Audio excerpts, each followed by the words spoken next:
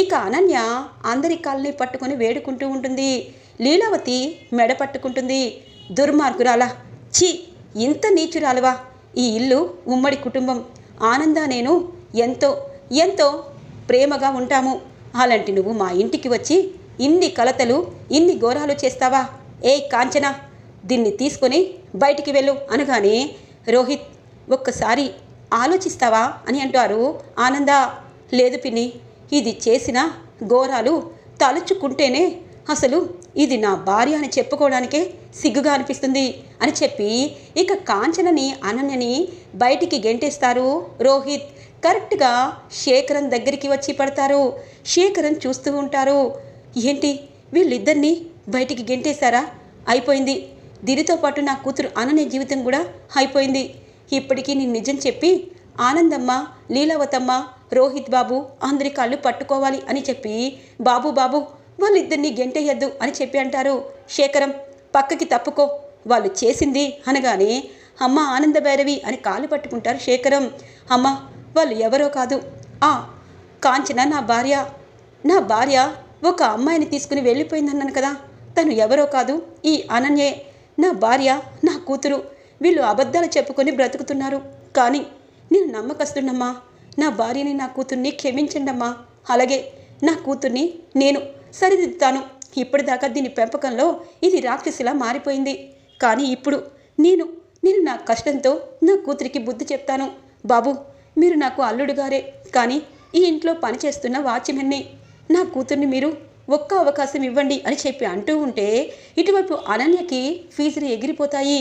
ఇదేంటి వీడు నా నాన్న అంటున్నారు, ఏ ఎవడ్రా నువ్వు నా నాన్నవేంటి అనగానే ఇక కాంచన మెడ పట్టుకుంటాడు. ఇప్పటికైనా చెప్పవే, కూతురు జీవితాన్ని నాశనం చేశావు. ఇదిగో పిచ్చిదాని డ్రామా వేసి ఇప్పుడు అల్లుడు గారు బయటికి గెంటేలా చేశావు. ఇప్పటికైనా నిజం చెప్పు, ఆ అమ్మగారి కాలు పట్టుకో అని చెప్పి అంటూ ఉంటారు శేఖరం. అమ్మ అనన్య, నువ్వు నా కూతురివి కదా, మీ నాన్న శేఖరమే. కానీ ఇప్పుడు నాకేం చేయాలో అర్థం కావటం లేదు. వదిన గారు నేను చేసింది తప్పే, నా కూతురికి శిక్ష వేయొద్దు అనగానే ఇక లీలావతి అంటుంది, ఆనంద ఏ నిర్ణయం తీసుకుంటే అదే నేను తీసుకుంటాను. ఆనంద వీళ్ళ గత చరిత్ర కూడా ఇంత నీచంగా ఉంది. కట్టుకున్న మొగుడు వాచ్మెన్గా ఉంటే ఇది మాత్రం సొంత కూతురని కూడా చెప్పకుండా పెద్దమ్మని చెప్పుకుంటుంది. అమ్మ శరణ్య, మీ అమ్మ మీ నాన్నకి నువ్వు ఒక్కదానివే కూతురా, ఇది అసలు నీ అక్కే కాదు కదా అని అంటుంది లీలావతి. నాకు తెలియదు పెద్దత్తయ్య గారు, కానీ నా జీవితంలో అక్క ఒక భాగమైంది. నిజం చెప్పాలి అంటే మీ అందరినీ వేడుకుంటున్నాను. తను మా పెద్దమ్మే, అంటే పెద్దమ్మ కూతురు మా అక్క అయ్యుంటుంది. కానీ తనకి ఒక అవకాశం ఇవ్వండి, తన్ని క్షమించండి అని చెప్పి అంటుంది శరణ్య. చూడవే చూడు, ఎందుకంటే ఒకరి ప్రాణం తీయాలంటే అంత ఈజీ అయిపోయింది, ఒకరి జీవితాలతో ఆడుకోవాలంటే నీకు అంత ఈజీ అయ్యింది. ఇప్పుడు నీ జీవితం కోసం పాపం శరణ్య ఎంతగా వేడుకుంటుందో చూసావా అక్క అనగానే తప్పు అయిపోయింది ఆనంద, తప్పు అయిపోయింది. ఇక నేను ఇలాంటి ఆడదాని కోసం అనగానే ఇక ఆనంద అంటుంది, చూడు శేఖరం, నీ ముఖం చూసి వీళ్ళిద్దరినీ నేను క్షమిస్తున్నాను. అలాగని కాంచన నా గుమ్మం దగ్గరికి రాకూడదు. నీకు వాచ్మెన్గా నేను ఒక ఇల్లునిచ్చాను, ఆ ఇంట్లోనే ఇది ఉండాలి. ఏ అనన్య ఇంకొకసారి తప్పు అని మళ్ళీ నీ నుండి వచ్చింది అంటే అప్పుడు ఈ ఆనంద భైరవి నుండి క్షమాపణ కాదు, ఏకంగా చావే ఉంటుంది అని అంటుంది ఆనంద. పిన్ని నీకు క్షమించే గుణం ఉంది, ఇది మారదు పిన్ని అని అంటారు రోహిత్. చూడు రోహిత్, పెళ్ళి అయ్యాక భార్య తప్పు చేసినా భర్త తప్పు చేసినా ఖచ్చితంగా వాళ్ళని మార్చాలి. అలా మార్చే గుణం నీకు ఉండాలి. దీని గురించి నువ్వు ఎక్కువగా ఆలోచించద్దు. అది వేసిన ప్లాన్ని తిప్పుకొట్టు.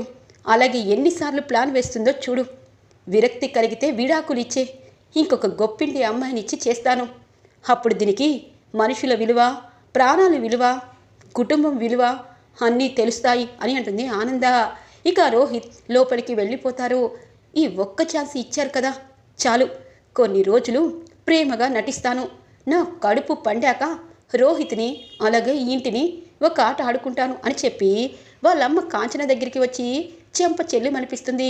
నీ కూతుర్నని చెప్పుకున్నందుకు నాకు సిగ్గుగా ఉంది. కట్టుకున్న భర్త వాచ్మెన్గా ఉన్న నాన్నతో ఉండు అని చెప్పి, నాన్న నీ కూతురు మారిపోయింది అని చెప్పి డ్రామా మొదలు పెడుతుంది అనన్య. ఇక అనన్యకి పిచ్చి లేదని సాక్ష్యాలతో సహా నిరూపించిన ఆనంద ఇక సంతోషంగా లహరి అత్తగారైన సరోజారావుకి ఫోన్ చేస్తుంది. వదిన గారు, లహరి పెళ్ళయ్యాక ఏడ్చింది, కానీ ఇక్కడ పొద్దునే మా అందరికీ కాఫీ చేసి ఇచ్చింది. అమ్మా, పెళ్ళైన మొదటి రోజే ఇంత అద్భుతంగా కాఫీ చేసావేంటి అంటే మా వదిన శరణ్య నేర్పించింది అనగానే ఇక ఆనందకి చాలా సంతోషం అనిపిస్తుంది. నాకు చక్కనైన తెలివైన మంచి అమ్మాయి కోడలిగా దొరికింది. అలాగే నా కూతురు కూడా ఒక ఇంటి కోడలిగా మంచి పేరు తెచ్చుకోవాలి అని చెప్పి, వదిన గారు చాలా సంతోషం, నా కూతుర్ని మీరు బాగా చూసుకుంటారు, అలాగే సత్యనారాయణ వ్రతం కదా మేము అక్కడికి వస్తున్నాము అని చెప్పి అంటుంది. సరే వదిన గారు అని చెప్పి సరోజారావు ఫోన్ కట్ చేస్తారు. ఇక లీలావతి అలాగే అందరూ సత్యనారాయణ వ్రతానికి ఇటువైపు లహరి ఇంటికి బయలుదేరుతారు. ఇక అనన్య శరణ్య దగ్గరికి వచ్చి, చెల్లి నన్ను క్షమించు, ఇంకెప్పుడు తప్పు చేయను, మా ఆడపడుచు కోసం నువ్వు ఎంతగానో కష్టపడ్డావు, అలాగే నీ జీవితం పూలబాటు కావాలి, నువ్వు త్వరగా దర్శన్కి దగ్గరయ్యి మరిది గారికి ఈ ఇంటికి వారసులను ఇవ్వాలి అనగానే, అక్క నువ్వు కూడా అదే పని చెయ్యి, బావగారు నిన్ను క్షమిస్తారు అని అంటుంది శరణ్య. ఓసే, ఇలాంటి మాటలు ఆడితేనే కదా మీరు నన్ను నమ్ముతారు. ఇప్పుడు లహరి ఇంటికి సత్యనారాయణ వ్రతానికి వెళ్తున్నాను, కానీ అక్కడ పనికి మాలిన సమీర ఆ ప్రకాష్ ఏది ప్లాన్ వేసినా ఫ్లాప్ అవుతుంది. ఈసారి అది వేసిన ప్లాను ఖచ్చితంగా లహరి జీవితానికే తగిలేటట్టు చెయ్యాలి అని చెప్పి అనుకుంటుంది అనన్య. ఇక లహరి ఇంటికి ఆనందభైరవి కుటుంబం అంతా తరలి వస్తారు. లహరి అలాగే సత్య సత్యనారాయణ వ్రతాన్ని చేస్తూ ఉంటారు. ఇటువైపు దర్శన్, శరణ్య, రోహిత్, అనన్య ఇక అందరి జంటలు చాలా సంతోషంగా చూస్తూ ఉంటారు. తీర్థ ప్రసాదాలు అన్నీ ఇక సత్యనారాయణ వ్రతం అయిపోయాక చేయించడంతో ఇక అత్తవారింటికి 3 రాత్రుల కోసం లహరి అలాగే సత్యని ఇక ఆనందభైరవి కుటుంబం అంతా ఇక తమ ఇంటికి తీసుకుని వస్తారు. ఇక అనన్య అనుకుంటుంది, ఖచ్చితంగా లహరికి ఈరోజు చివరి రోజు కాబోతుంది. ఫస్ట్ నైట్ ఏర్పాట్లు చాలా ఘనంగా ఆనంద చేయాలనుకుంటుంది. నా గురించి తెలిసింది, ఇప్పుడు దాన్ని బ్రతుకు నాశనం చేయకుండా నేను ఊరుకోను అని అనుకుంటుంది అనన్య. ఇక ఇటువైపు సమీర తన ఇంటికి ప్రకాష్ని తీసుకుని వస్తుంది. ఏమైంది అన్నయ్య, అసలు నువ్వు మాటలు కూడా ఆడలేకపోతున్నావు, అక్కడ లహరి పెళ్ళి అయిపోయింది, ఇక ధని జీవితం కాదు అనగానే ఇక పేపర్లో రాయాలనుకుంటారు. చూడన్నయ్య, ఆ దర్శన్ని సొంతం చేసుకోకుండా నేను ఉండలేను, అందుకే దర్శన్కి ఖచ్చితంగా నేను ఇంటికి రప్పిస్తాను, అలాగే తనకి అనేలోపు దర్శన్ ఇక కొడుతూ ఉంటారు డోరు.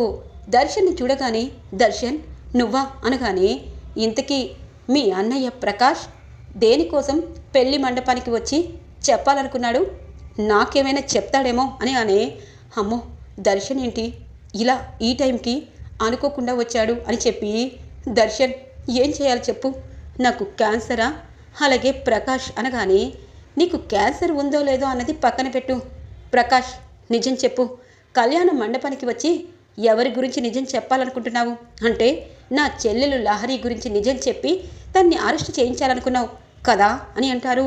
ఇక ఒక్కసారిగా సమీర షాక్ అవుతుంది.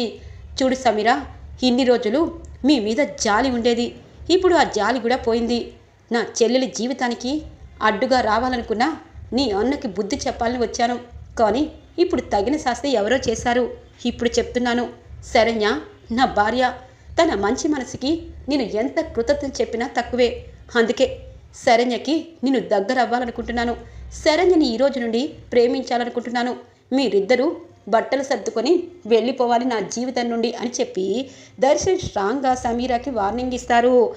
దర్శన్ సమీర ప్రకాష్ నిజ స్వరూపం తెలుసుకొని వాళ్ళకి వార్నింగ్ ఇచ్చి శరణ్యని గుర్తు చేసుకొని చాలా ఆనందంగా ఇంటికి బయలుదేరుతారు. ఇది ఇలా ఉండగా ఆనందభైరవి ఇంట్లో లహరి అలాగే సత్య ఫస్ట్ నైట్ ఏర్పాట్లకి అన్నీ సిద్ధం చేస్తూ ఉంటారు. ఇటువైపు పగతో రగిలిపోతున్న అనన్య, కాంచన, అమ్మి మీ నాన్న ఆ శేఖరం అని నీకు తెలిసింది, నేనిక మీ నాన్నతోనే ఆ గుడిసెలో ఉండాలి, కానీ నువ్వు ఇంట్లో ఉన్న గుడిసెలో ఉన్నట్టే ఉంది, ఆ లహరిని శరణ్యని చంపాలి అని అంటుంది కాంచన. దానికోసమే పగడ్బందీ ప్లాన్ వేశాను, అలాగే ఈ ఇంట్లో ఇంకా నేను ఉన్నాను అంటే ఖచ్చితంగా ఆనందభైరవి కొడుకు, కూతురు, కోడలు, అల్లుడు ఇలా నలుగురిని ఒకేసారి మట్టు పెడతాను. అప్పుడు అప్పుడు నేను తప్పు చేసినా సరే నాకు శిక్ష వేసిన ఆ ఆనందభైరవిపై కోపం పగ చల్లారుతుంది అని అంటుంది అనన్య. ఇక లీలావతి శరణ్య దగ్గరికి వస్తుంది. దర్శన్ ఏడమ్మా అనగానే బయటికి వెళ్ళారు పెద్దత్తయ్య గారు అనగానే, చూడమ్మా లహరి సత్యతో పాటు నిన్ను దర్శన్ని కూడా నేను సొంత కూతురులాగే చూసుకుంటాను. ఇకపై నీ గురించి అపార్థం చేసుకోను అనగానే, అక్క నువ్వు అలా మాట్లాడద్దు. ఈ ఇంటికి పెద్ద దిక్కు నువ్వు బావగారే. మీరందరూ మాకు మంచి చెప్పాలి, ఈ ఇంటిని చక్కగా నడిపించాలి, అదే మేము కోరుకున్నది అని చెప్పి అంటూ ఉండగానే దర్శన్ వస్తారు. శరణ్య శరణ్య అని అంటారు. ఏమైందండి, ఎండలో ఇలా వచ్చారు, ముందు కూర్చోండి, మీకు మజ్జిగ చేస్తాను అనగానే ఇక శరణ్య వైపు ప్రేమగా చూస్తూ ఉంటాడు దర్శన్. ఆనంద్కి ఏదో అర్థమవుతూ ఉంటుంది. ఇక శరణ్య మజ్జిగ తెచ్చుకునేలోపు తన రూమ్కి వెళ్తారు. ఇక శరణ్య, ఏంటి కింద లేకుండా ఇక్కడికి వచ్చారు? ఈరోజు లహరి అలాగే అల్లుడు గారు, అదే మీ బావగారు చెల్లెలు గారి ఫస్ట్ నైట్ కదా అనగానే, దానికంటే ముందు మనిద్దరి ఫస్ట్ నైట్ జరగలేదు కదా శరణ్య అని అంటారు. అమ్మో మీరేనా మాట్లాడుతున్నది, డోర్ క్లోజ్ చేస్తాను అని చెప్పి మజ్జిగ అక్కడ పెట్టేసి ఇక డోర్ క్లోజ్ చేస్తూ ఉంటే, చేయడం మంచిదే శరణ్య, ఎందుకంటే నీ గురించి ఈరోజే ఇప్పుడే తెలుసుకున్నాను. నీలాంటి మంచి భార్యని ఇన్ని రోజులు దూరం పెట్టాను. ఈ కుటుంబం కోసం, నా కోసం నువ్వు ఎన్ని నిజాలు చెప్పినా మూర్ఖంగా ఆలోచించలేదు. ఆ సమీర నిజస్వరూపం తెలిసింది. క్యాన్సర్ డ్రామా ఆడుతుందని అర్థమైంది. అందుకే ఇకపై అలాంటి వాళ్ళని నమ్మడం కాదు, నా జీవితం నుండి కూడా శాశ్వతంగా పంపించేశాను అని చెప్పి అంటారు. ఇక శరణ్య ఒక్కసారిగా దర్శన్ దగ్గరికి వస్తుంది. ఇక తనని హత్తుకుంటుంది. ఇక శరణ్యని అలా చూసినా ఇక దర్శన్ కూడా తనని హత్తుకుంటారు. శరణ్య ఇకపై ఎటువంటి తప్పులు చెయ్యను అనగానే ఇక చాలా సిగ్గుపడుతూ ఉంటుంది శరణ్య. ఇక ఆనందభైరవి తన కూతురు అల్లుడు ఫస్ట్ నైట్ ఏర్పాట్లలో ఇక అన్నీ ఇక లీలావతితో చెప్పుకుంటూ హ్యాపీగా ఇక మాట్లాడుతూ ఉంటుంది. ఇంతలో అనన్య వచ్చి, చిన్నత్తయ్య గారు నేను బెడ్ సదర్నా మన లహరి కోసం అనగానే, చూడు అనన్య, నువ్వు నా కూతురు లహరి కోసం ఎటువంటి పనులు చెయ్యొద్దు అని అంటుంది ఆనంద. అవును, ఇలాంటి శనిగ్రహం దాన్ని చెయ్యి పడితే లహరి జీవితం ఇప్పుడు దాకా చాలా బాగుంది ఆనంద, అందుకే దీన్ని ఎటువంటి కార్యక్రమాలు చేయనివ్వద్దు. ఏయ్ కాంచన, నువ్వేంటి ఇక్కడున్నావు, వెళ్ళు అని అంటుంది ఆనంద. అది కాదు వదిన గారు అనేలోపు, చూడు ఈ ఇంట్లో నువ్వు నీ కూతురుతో పాటు కలిసిమెలిసి తిరిగితే పర్వాలేదు, ఏదైనా కుట్ర చేశావంటే ఈసారి రాజమండ్రి జైలు కాదు, ఏకంగా జీవితాంతం జైలు శిక్ష వేసేలా చేస్తాను. ముందు అదేవైనా ప్లాన్లు వేస్తే ఆ ప్లాన్లు ఆపమని చెప్పు అని అంటుంది ఆనంద. అవును, వీళ్ళు ఇలాగే మంచితనంగా ఉంటారు ఆనంద, తర్వాత ఇంట్లో చిచ్చిరేపుతారు. ముందు తల్లిని కూతుర్ని దూరం చేయాలి, అప్పుడు ఇద్దరూ మారుతారు అని అంటుంది లీలావతి. మా అత్త ఇలా మాట్లాడుతుంది అంటే నేను ఎప్పటికీ ఇలాంటి పని చేయకూడదని కదా చెప్తా. నీ పని, ఆ పని, అన్ని పనులు ఈ రోజుతో అయిపోతాయి అని అనుకుంటుంది అనన్య. ఈరోజు రివ్యూలో ఇంట్రెస్టింగ్గా ఎండ్ అవుతుంది ఫ్రెండ్స్. రాబోయే రివ్యూ కోసం మా ఛానల్ని సబ్స్క్రైబ్ చేసుకోండి. Thanks for watching friends.